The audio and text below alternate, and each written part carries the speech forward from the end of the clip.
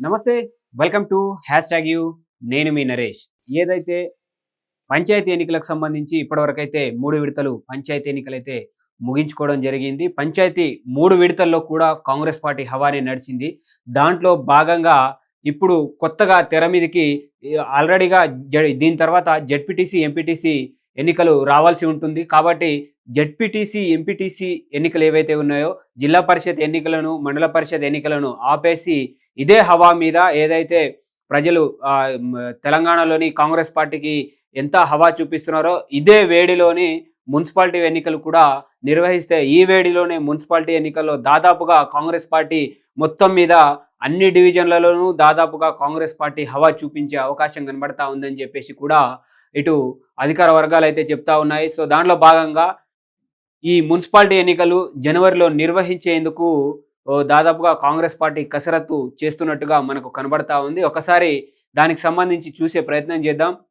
పంచాయతీ ఎన్నికల్లో మెజారిటీ సీట్లు దక్కించుకున్న అధికార కాంగ్రెస్ పార్టీ ఇదే వేడిలో మున్సిపల్ ఎన్నికలను నిర్వహించాలని చూస్తుంది. గ్రామీణ ప్రాంతాలే కాదు, పట్టణ ప్రాంతాల్లోనూ పార్టీకి, ప్రభుత్వానికి పట్టుందని చాటేందుకే ఇదే మంచి అవకాశం అని భావిస్తోంది కాంగ్రెస్ పార్టీ. అని అన్నీ కుదిరితే జనవరిలోనే మున్సిపల్ ఎన్నికలు నిర్వహించే అవకాశం ఉందని పార్టీ వర్గాల్లో ప్రచారం జరుగుతోంది. అయితే పార్టీ పరంగా జరిగే మున్సిపల్ ఎన్నికలకు ముందు బీసీ రిజర్వేషన్లు ఎలాంటి నిర్ణయం తీసుకోవాలన్న అంశంపై కసరత్తు చేస్తున్నట్టుగా అటు కాంగ్రెస్ పార్టీ వాళ్ళు చెప్తా ఉన్నారు. అయితే వాస్తవానికి పంచాయతీ ఎన్నికల్లోనూ బీసీలకు 42% రిజర్వేషన్లు ఇస్తామని అమలు చేసేందుకు రేవంత్ రెడ్డి ప్రభుత్వం అన్ని రకాలుగా ప్రయత్నించింది. ఇందుకోసం ప్రత్యేకంగా జియో 9ని జారీ చేసింది. అయితే మొత్తం రిజర్వేషన్లను 50% మించరాదని చెప్పి పాత రిజర్వేషన్లు ఏవైతే ఉన్నాయో దాని ప్రకారమే స్థానిక ఎలక్షన్లు నిర్వహించుకోవాల్సి వచ్చిందని చెప్పి స్పష్టం చేసింది కోర్టు. అయితే ప్రభుత్వం తీసుకొచ్చిన జీవోను అక్కడే నిలిపేసింది కోర్టు. మరోవైపు పంచాయతీ ఎన్నికల పాలక వర్గాలు లేకపోవడంతో కేంద్రం నుంచి వచ్చే ఆ నిధులు ఏవైతే ఉన్నాయో 9,000 కోట్ల రూపాయలు అక్కడ ఆగిపోయాయి. దాంట్లో భాగంగా ప్రస్తుతం ఆర్థిక సంవత్సరం ముగిసేలోగా ఆ నిధులను రాబట్టుకోవాలని చెప్పేసి కూడా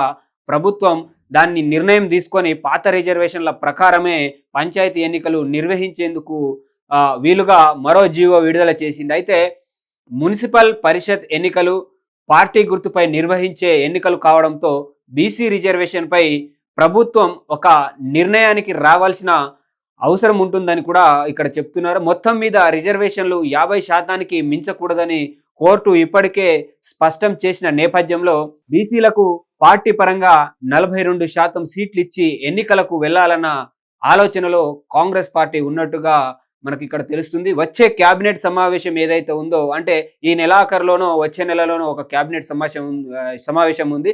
ఈ అంశంపై చర్చించి ఒక నిర్ణయానికి వచ్చే ఇక్కడ ఆస్కారం ఉన్నట్లుగా మనకు తెలుస్తా ఉంది. ముందుగా మున్సిపల్ ఎన్నికలు, ఆ తర్వాతే పరిషత్ ఎన్నికలు నిర్వహించే అవకాశం ఉన్నట్లుగా పార్టీ వర్గాల్లో ప్రచారం జరుగుతోంది. సో దాంట్లో భాగంగా ఇక్కడ ఏంటంటే మొత్తం మీద 27 మున్సిపాలిటీలు ఏవైతే ఉన్నాయో హైదరాబాద్ల చుట్టుపక్కల అవి కాస్త జిహెచ్ఎంసీలో కలపడం జరిగింది. అది కూడా ఏదైతే వాళ్ళకు సంబంధించి డివిజన్ల వారీగా దాదాపుగా 150కు ఉన్న డివిజన్లు ఇప్పుడు దాదాపుగా 300కు చేరుకోవడం జరిగింది. దానికి సంబంధించి కూడా ఏదైతే జిహెచ్ఎంసీ మీటింగ్లు కూడా నడుస్తూ ఉన్నాయి, మున్సిపల్ కమిషనర్లతోటి మీటింగ్లు నడుస్తూ ఉన్నాయి. వాళ్ళ అభిప్రాయాలు అటు బీజేపీ, ఇటు కాంగ్రెస్, అలాగే ఇటు బీఆర్ఎస్, ఇటు ఎంఐఎంకి సంబంధించిన కార్పొరేటర్ల అభిప్రాయాలను కూడా తీసుకొని ఎట్లా చేయాలి, వాళ్ళకు హద్దులు ఎట్లా పెట్టాలి, దానికి సంబంధించి డివిజన్లు చేయడం వల్ల ఇబ్బంది లేదు, కానీ హద్దులతోటే వచ్చిన ఇబ్బంది అని కూడా ఇప్పటివరకు చాలా వరకు కార్పొరేటర్లు చెప్పడం జరిగింది. సో దాంట్లో భాగంగా దాన్ని కూడా ఒకసారి మనం చూసే ప్రయత్నం చేద్దాం. దేశవ్యాప్తంగా చేపట్టనున్న జనాభా లెక్కల కోసమే జిహెచ్ఎంసీ వార్డులు పునర్విభజన ప్రక్రియ వేగవంతం చేసింది. అయితే మంగళవారం నిర్వహించిన GHMC special general body meeting ఏదైతే ఉందో కమిషనర్ కర్ణన్ ఇదే విషయాన్ని అక్కడ చెప్పడం అయితే జరిగింది. దేశంలోని అన్ని లోకల్ బాడీ వివరాలను డిసెంబర్ 31లోగా ఇవ్వాలని ఇటీవలే కేంద్రం అయితే ఆదేశాలు జారీ చేయడం అయితే జరిగింది. ఎన్ని వార్డులు ఉన్నాయి, యాక్చువల్గా జనాభా ఎంత ఉంది, వార్డులు ఎన్ని ఉన్నాయన్న వివరాలను ఇప్పటివరకు అయితే కేంద్ర ప్రభుత్వం కోరింది. ఇందుకు గాను ఈ నెల 31 వరకు అయితే డెడ్ లైన్ ఇచ్చింది. అయితే ఈ నేపథ్యంలోనే డీలిమిటేషన్ ప్రక్రియ జిహెచ్ఎంసి అధికారుల చట్టం ప్రకారం దాన్ని వేగవంతం అయితే చేయడం జరుగుతూ ఉంది. ఇప్పటికే వారం రోజుల పాటు అభ్యంతరాలు స్వీకరించిన జిహెచ్ఎంసి కోర్టు ఆదేశాలతోనే మరో 2 రోజుల పాటు స్వీకరించాలని నిర్ణయించడం అయితే జరిగింది. అయితే జిహెచ్ఎంసిలో 27 మున్సిపాలిటీల విలీనం, ఆ తర్వాత 300 వార్డుల పునర్విభజనకు సంబంధించి ముసైదా నోటిఫికేషన్ జారీ చేయడం అయితే జరిగింది. అభ్యంతరాల స్వీకరణ కూడా వాటిని పరిశీలన తర్వాత పరిష్కారం చేస్తామని, ప్రభుత్వానికి రిపోర్ట్ పంపిస్తామని కూడా జిహెచ్ఎంసి రిపోర్ట్ను పరిశీలించిన ప్రభుత్వం ఫైనల్ నోటిఫికేషన్ కూడా జారీ చేసే అవకాశాలు ఉన్నాయని చెప్పి కూడా చెప్తా ఉన్నారు. అయితే ఈ నెల 10వ తేదీ నుంచి 16వ తేదీ వరకు దాదాపుగా 5,900 అభ్యంతరాలు అయితే ఇప్పటివరకు వచ్చాయి.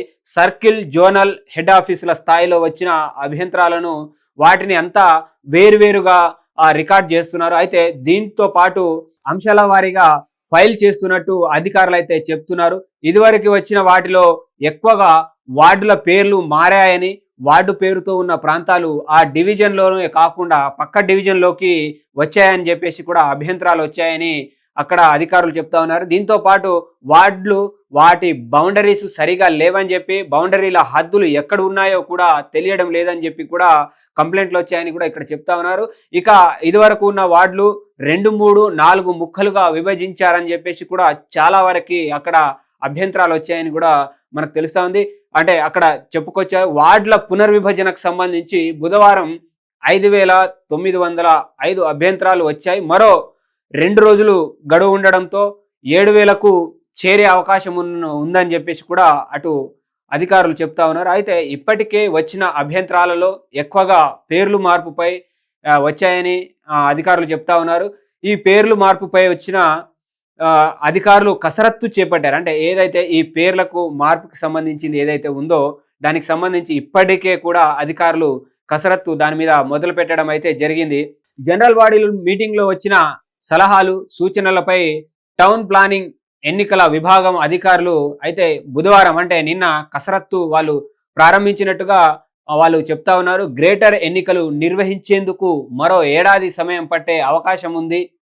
ప్రస్తుతం వార్డు డీలిమిటేషన్కి సంబంధించిన ఫైనల్ నోటిఫికేషన్ విడుదలైన తర్వాత కార్పొరేషన్ 2గా చేయాలా 3గా చేయాలా అని ప్రభుత్వం తీసుకునే నిర్ణయంపై ఆధారపడి ఉంటుందని కూడా వాళ్ళు చెప్తా ఉన్నారు. కార్పొరేషన్ల బౌండరీలు ఫిక్స్ చేసి అధికారులకు సంబంధించి వాళ్ళు ఇప్పటికే కేటాయించడం అయితే జరిగింది. ఆ తర్వాతే ఎన్నికలకు వెళ్లే అవకాశం ఉంటుందని కూడా అధికారులు చెప్తా ఉన్నారు. దీంతో పాటు వార్డులకు సంబంధించి ఫైనల్ నోటిఫికేషన్ ఇచ్చిన తర్వాత ఎన్నికల సమయంలోనూ మార్పులు చేసే అవకాశం ఉందని చెప్పి అటు అధికారులు చెప్తా ఉన్నారు.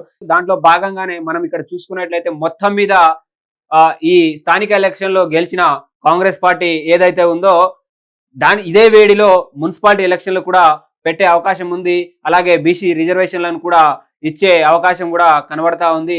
స్పెషల్ జీవో, ప్రభుత్వం నుంచి స్పెషల్ జీవో ఇచ్చి మున్సిపాలిటీ ఎన్నికలకు వెళ్లే అవకాశం కూడా మనకి ఇక్కడ కనబడతా ఉంది. దాంట్లో భాగంగానే మనం ఇక్కడ చూసుకున్నట్లయితే ఇటు వార్డులకు సంబంధించి కూడా అటు డివిజన్లకు సంబంధించి కూడా హద్దులు వాటన్నిటికి సంబంధించి కూడా ఆల్రెడీ మున్సిపల్ అధికారులు ఆల్రెడీ కసరత్తు మొదలు పెట్టారు. అది త్వరలోనే అది కంప్లీట్ అయిన తర్వాత ఇదే వేడిలో మొత్తం మీద అయితే అటు మున్సిపాలిటీ ఎన్నికలు జరిగే అవకాశం ఉంది.